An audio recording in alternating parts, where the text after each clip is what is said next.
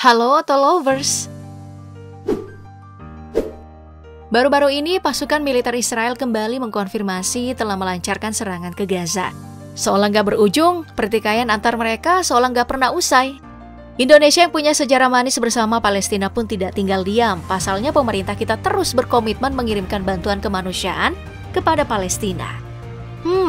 Kalau kita berandai-andai aja nih, kira-kira gimana ya andai kata pemerintah kita mengirim bantuan militer ke sana?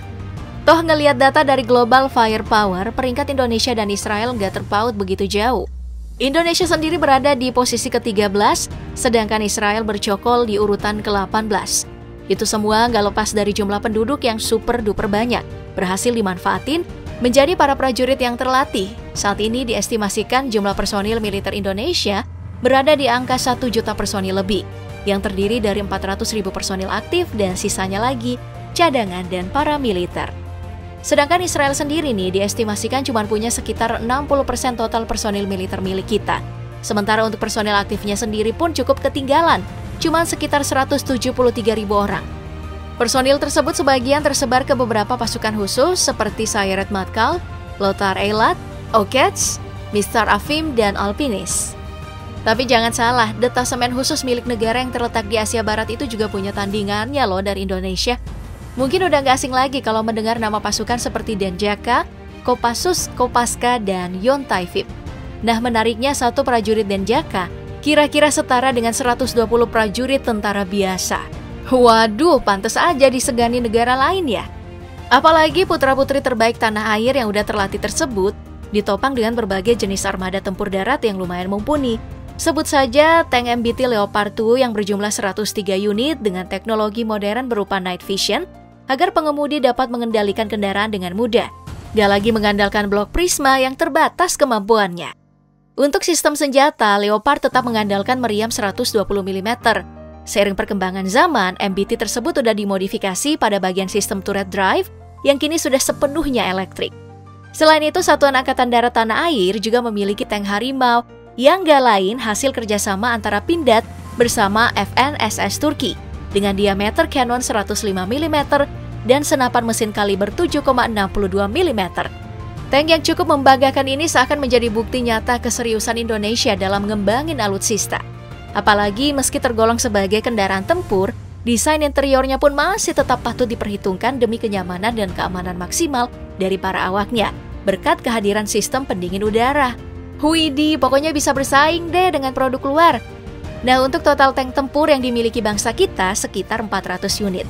Sayangnya, angka tersebut terpaut cukup jauh dengan apa yang dimiliki Israel. Negara dengan ibu kota Yerusalem tersebut punya 2.200 unit tank tempur. Di antaranya ada tank canggih bernama Merkava, kendaraan lapis baja legendaris yang hingga detik ini masih menjadi andalan Israel di medan tempur. Memiliki berat sekitar 65 ton, serta panjang 7,60 meter, lebar 3,72 meter dan tinggi 2,66 meter, membuat Merkava sanggup menampung hingga 6 orang awak. Untuk sistem persenjataannya sendiri, MBT ini dipersenjatai dengan meriam smoothbore berkaliber 120 mm, serta dua senapan mesin 7,62 mm pada bagian atapnya. Tank asli buatan Israel ini juga memiliki keunggulan dalam melindungi awaknya dari berbagai macam serangan, seperti nuklir hingga rudal balistik. Ngelihat perbandingan ini mah gak bisa kita pungkiri ya, kalau Israel bisa lebih superior dibanding alutsista yang kita miliki. Meski demikian, setidaknya kita hampir setara lah ketika beradu di udara. Soalnya pemerintah kita nggak tinggal diam. Respon cepat langsung diambil. Pada tahun lalu Menteri Pertahanan Prabowo Subianto udah menandatangani pembelian 42 unit Dassault Rafale. Pesawat ini dirancang sebagai pesawat yang berpangkalan di daratan, juga di kapal induk laut lepas. Makanya Rafale dibanderol cukup mahal pada rentang harga 69 sampai 79 juta euro atau sekitar 1,2 hingga 1,3 triliun rupiah per unitnya. Rafale mempunyai kemampuan manuver yang gesit dengan panjang badan 15,27 meter dan rentang sayap 10,80 meter. Selain lincah, pesawat ini mampu membawa berbagai macam jenis rudal seberat 9,5 ton.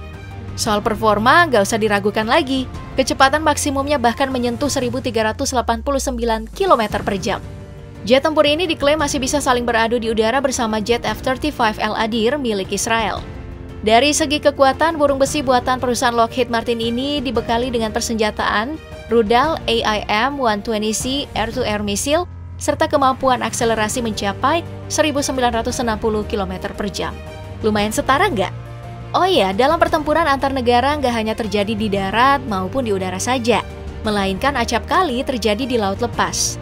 Nah, di sini kita cukup diunggulkan. Pasalnya bukan rahasia lagi kalau kita ini memiliki wilayah teritorial laut yang luas. Makanya Indonesia bisa punya sampai 334 armada laut yang terdiri dari 10 kapal perang frigat. Salah satunya adalah kapal Arrowhead 140 yang merupakan hasil kerjasama dengan perusahaan asal Skotlandia, Rosyth Royal Dockyard Ltd. Kabarnya kapal tersebut sudah siap tempur. Nah, meski merasa permukaan lautnya cukup aman, akan tetapi Indonesia juga turut memperhatikan dasar lautannya dengan membeli 2 kapal selam Scorpene. Dibanderol dengan harga sekitar 6,4 triliun rupiah.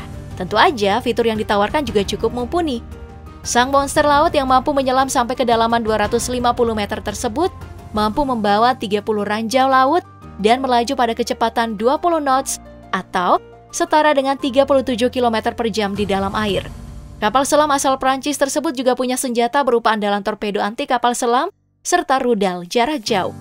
Adapun kru yang bisa dibawa oleh Scorpene berjumlah 32 orang.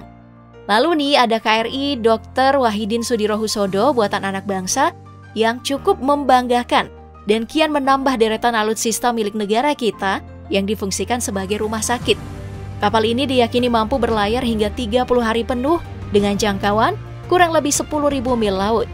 Sedangkan Israel sendiri terpaut cukup jauh dengan apa yang kita miliki. Terlihat dari rinciannya ada 4 kapal korvet, kapal patrolinya cuma ada 48 dan gak punya kapal fregat sama sekali. Mereka cuma menang jumlah kapal selam yang ada 5 unit. Itu pun bisa terjadi setelah tragedi naas KRI Nanggala 402 yang karam. Baru deh mereka unggul mengenai jumlah. Overall kedua negara ini memiliki kekuatan yang hampir sama. Bener nggak?